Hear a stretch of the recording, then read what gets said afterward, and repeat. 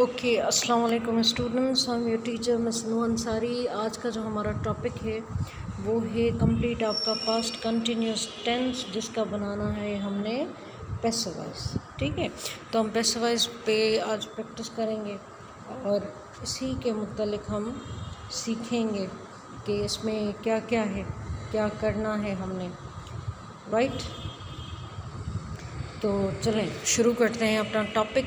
आपको मैंने पहले भी बताया, जितने भी आपको लेक्चर्स इसके मिल चुके हैं इस टॉपिक के पास्ट कंटिन्यूस टेंस के, उसमें इसके टेंसेस के पिछले जो हमने टॉपिक्स पढ़े थे, आपको ये समझाया था कि जितने भी टेंसेस होते हैं उन्हीं की ही पैसिव बनती है। यानी कि एक जुमला जो हम सीधा कहते हैं, मैं सांप मारता हूँ, सांप मारा जाता है, सांप मारा जा रहा है, सांप मार दिया गया है, यानी कि ये सारे किसी और ने काम किए हैं। कुछ काम हुए जाते हैं, हम खुद नहीं कर रहे।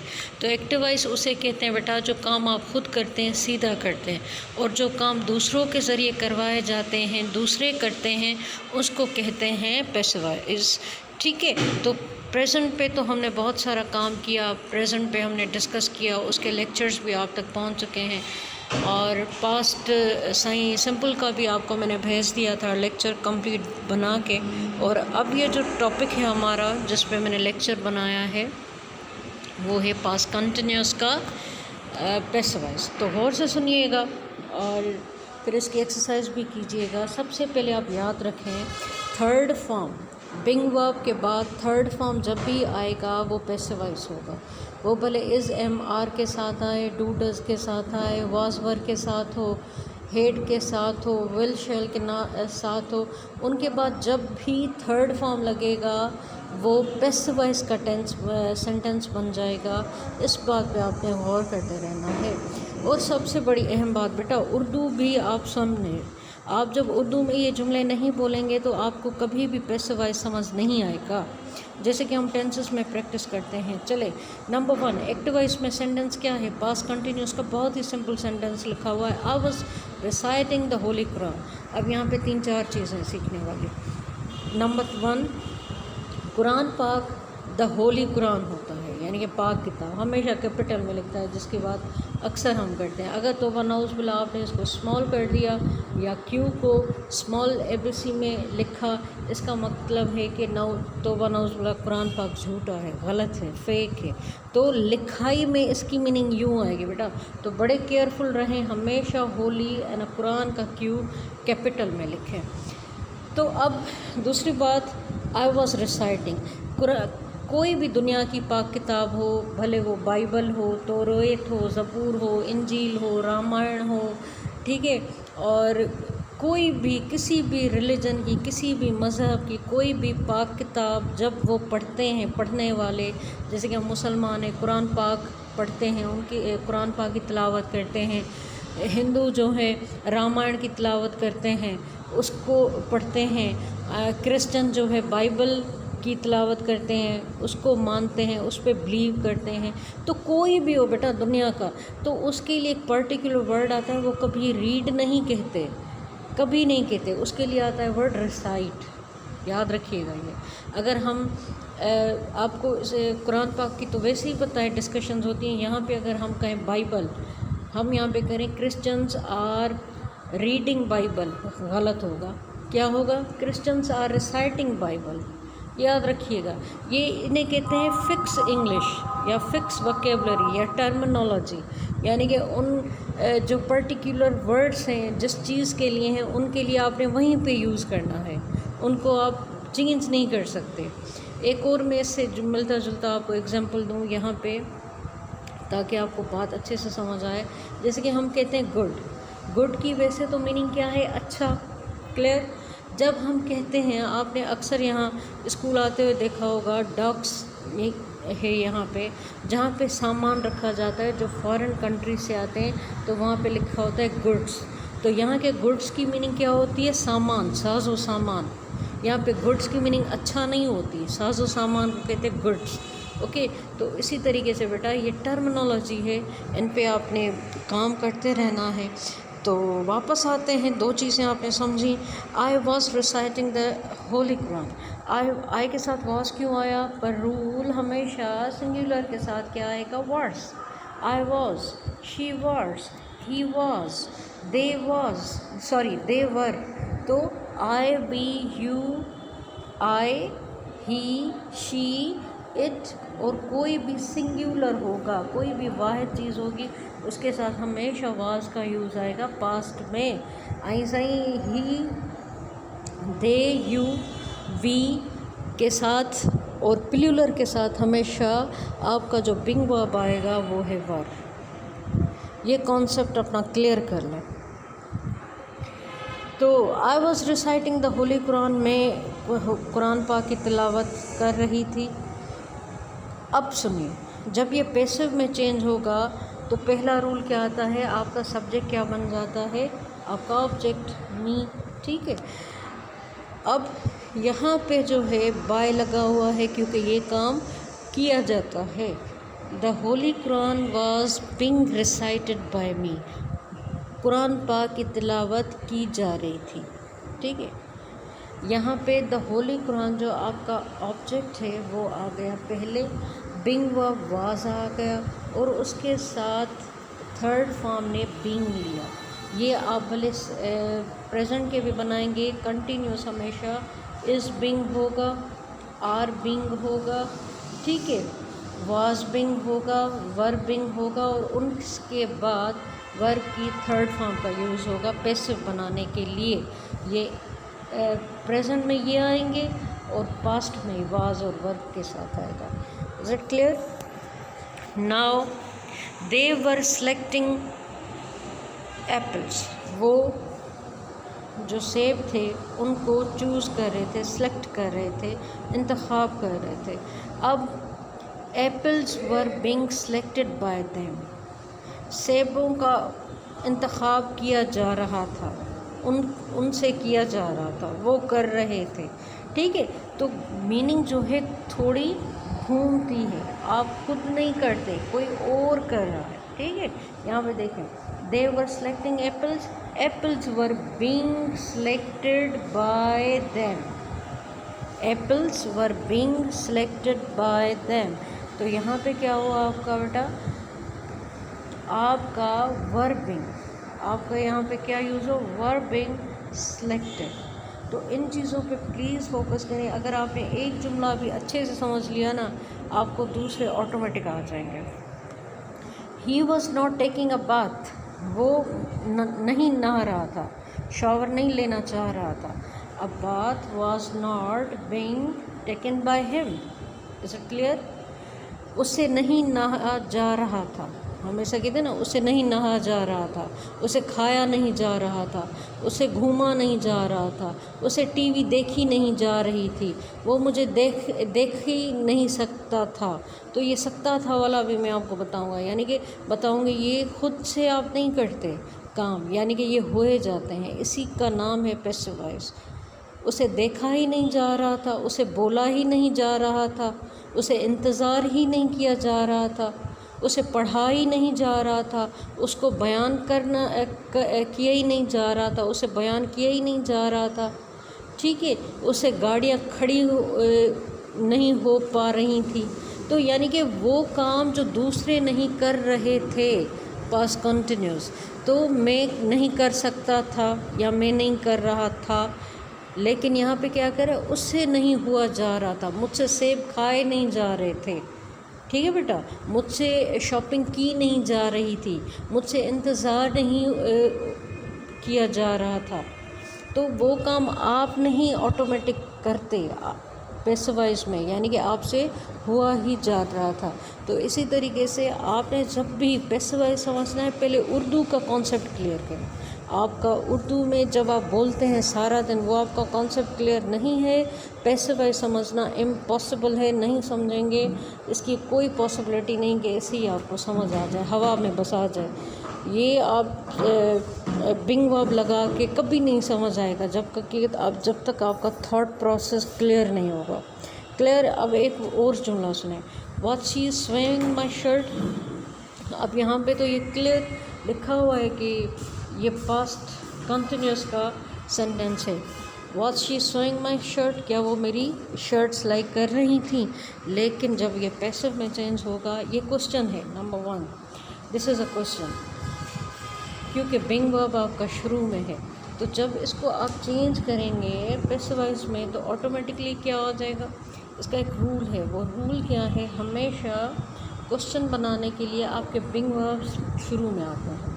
इनकी आप प्लेस जो है, इसका स्पेस चेंज नहीं करेंगे, it would be the same.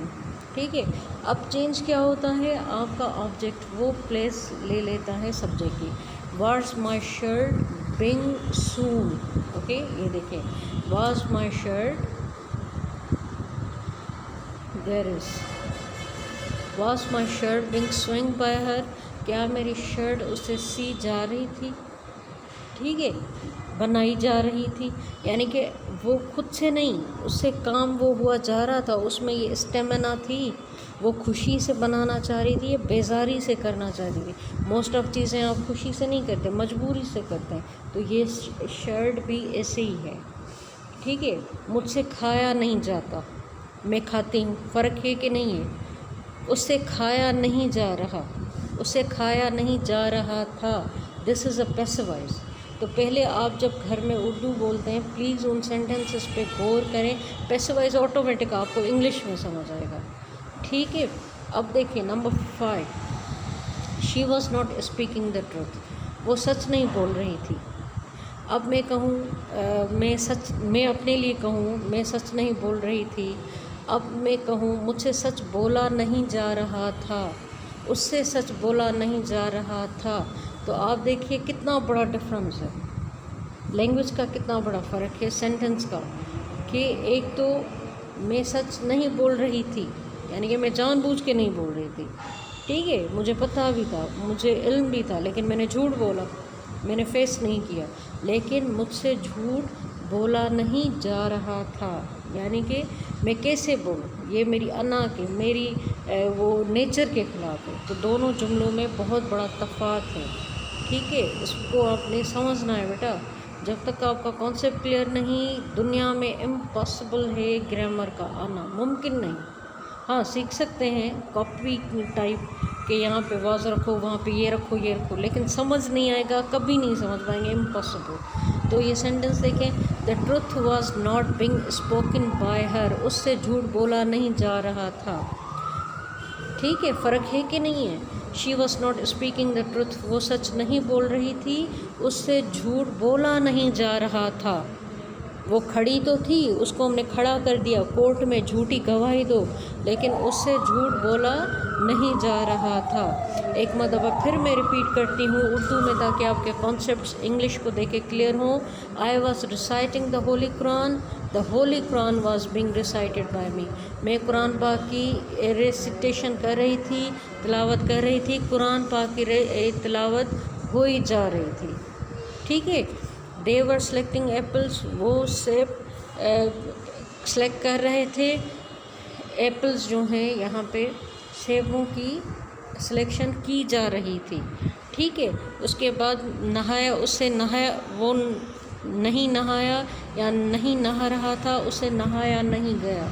ऐसा हम कहते हैं ना, वो नहीं नहाया, उसे नहाया नहीं गया, या वो नहीं नहा सकता था। सकते वाले पैसिव में कैन आएगा, जो कि यहाँ पे मेंशन नहीं, तो आप मीनिंग भी उसमें ना निकालें तो अच्छा है।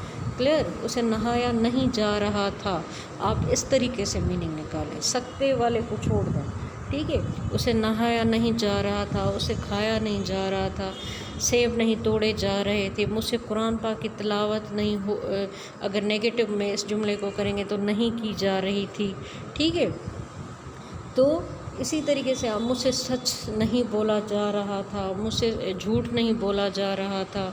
तो इन चीज़ों की ट्रांसलेशन आप जब अपने मुंह से उर्दू में करेंगे, then you would be possible to make select correct MCQs practice. और ये सारी चीज़ें जितनी मरतबा आप ज़्यादा प्रैक्टिस करेंगे, तभी जाके आपको ये बेटा आएगा इंग्लिश में समझ। अब यहाँ पे देखें, ये सारी वही चीज़ें हैं जिनका हम ऊपर जिक्र कर चुके हैं। पैसिव बनाते समय हमेशा हमेशा वर्ब की थर्ड फॉर्म का यूज़ होगा। वाज और वाज बिंग वर्बिंग और उनके बाद थर्ड फॉर्म का यूज़ होगा। सब्जेक्ट के मुताबिक वाज और वर आएगा। जैसा सब्जेक्ट, अगर सब्जेक्ट यहाँ पे एप्पल है, चेंज होगा तो वो एप्पल्स में चेंज होगा।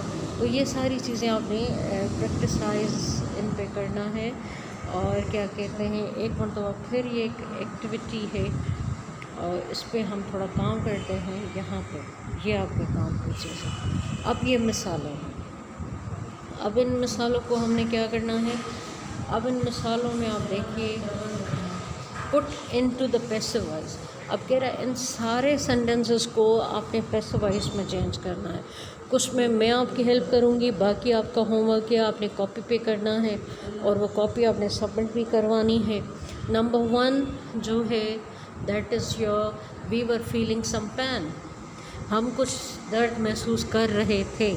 अब देखें, बिल्कुल सिंपल लिखा हुआ है सेंटेंस, पास्ट कंटिन्यूस का। हम कुछ दर्द महसूस कर रहे थे। अब इसका आप पैसिव वॉइस बनाएंगे तो कैसे होगा, इसका ऑब्जेक्ट क्या है, सम पेन। ओके, तो सम पेन कहाँ पे आएगा बेटा, शुरू में आएगा ऑब्वियसली। अब सम पेन है, कुछ है, तो क्या आएगा, सम पेन, कुछ दर्द। यहाँ पे वाज आएगा या वर आएगा, ऑब्वियसली वाज आएगा। Some pain was feeling, was being, feeling किस में चेंज हो जाएगा, थर्ड फॉर्म में, तो क्या आएगा, फेल्ट। फेल्ट के बाद क्या आएगा, by and you will put over there we का क्या आएगा, us. Some pen was being failed by us, ये होगा इसका एग्जैक्ट और करेक्ट पैसिव वॉइस। क्लियर। एक और मैं आपको सॉल्व करके दूँ। ही वॉज लुकिंग एट दैम, ठीक है, ही वॉज लुकिंग एट दैम। आप कोई भी सेंटेंस पढ़े, पहले आपको पता होना चाहिए पढ़ क्या रहा है। जैसे कि यहाँ पे लुकिंग एट लिखा हुआ है, पहले तो आपको ये समझना पड़ेगा लुकिंग एट की मीनिंग क्या होती है। आधी सी ज़्यादा इंग्लिश इस वजह से इम्प्रूव नहीं होती क्योंकि हम छोटी छोटी चीज़ों को नज़रअंदाज करते हैं। लुकिंग एट क्या है, अब ये कॉन्टिन्यूस है, लुकिंग एट, लेकिन आपने तो पढ़ा था लुक एट। लुक एट की मीनिंग क्या होती है, किसकी तरफ देखना। इसे कहते हैं एप्रोप्रिएट प्रीपोजिशन। वर्ब के बाद जब भी प्रीपोजिशन आए उसे एप्रोप्रिएट प्रीपोजिशन कहते हैं या फिक्स प्रीपोजिशन कहते हैं, ठीक है। अब सुने, ही वॉज लुकिंग एट देम। अब सबसे पहले हम क्या करेंगे, आपका ये जो देम है it must be change in your they.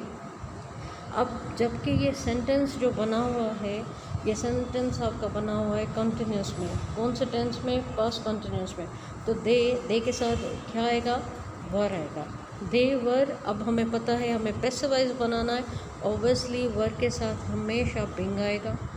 अब क्या होगा बेटा, बच्चा कितना, he was looking at them, they were being looking, looked, third form आएगा ना, तो यहाँ पे क्या आएगा, looked at.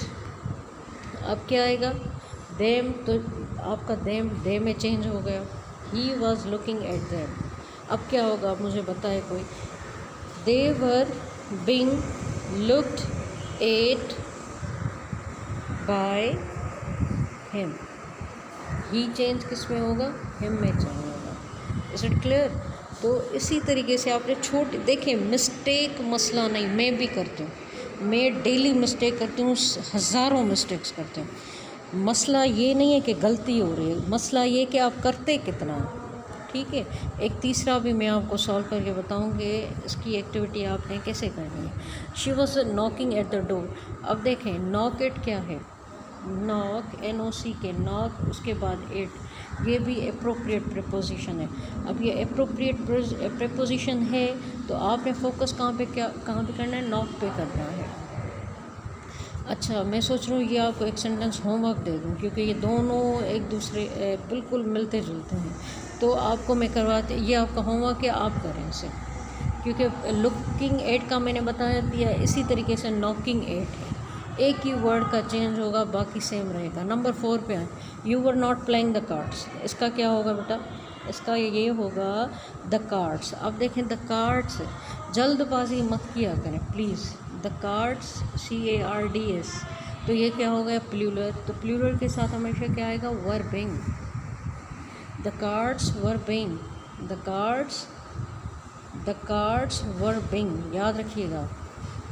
You were not playing the cards were not playing है तो थर्ड फॉर्म प्ले का क्या आता है, प्लेड, ठीक है। The cards were not being, क्योंकि नेगेटिव है, प्लेड बाय, यू किस में चेंज होगा, यू में ही आपका चेंज होगा। इसी तरीके से यहाँ पे आपका ये सेंटेंस भी कंप्लीट हो गया, राइट।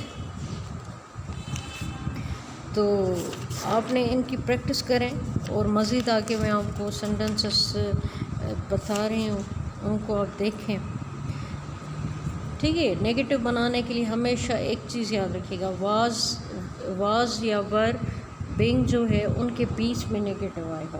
पहले उर्दू में ज़रूर सुने, वरना ये सारा कुछ करना फजूल है, टाइम वेस्ट है ये। You were not playing the cards were not being played by you. अब नंबर 5 बहुत आसान है, ये आप खुद करेंगे। नंबर 6 भी क्वेश्चन में है, बहुत आसान है। Number 7 you were giving her a test in English, ये भी आसान है, करके देखें। I was painting a picture, ये तो उससे भी ज़्यादा आसान है। She was writing a letter home, ये उससे भी ज़्यादा आसान है। अ लेटर होम पहले आएगा, ऐसा ना हो कि आप लेटर का थर्ड फॉर्म ढूंढें, no, this is a noun, याद रहे। A letter home. एक टिप मैं आपको बताऊं, कभी भी जो चीज़ आर्टिकल से शुरू होती है, आर्टिकल से आप शुरू करने जा रहे होते हैं, जो आगे सेंटेंस जाता है उसके बाद अमूमन मोस्ट ऑफ वर्ब नहीं आता, वो नाउन हो जाता है एक किस्म का।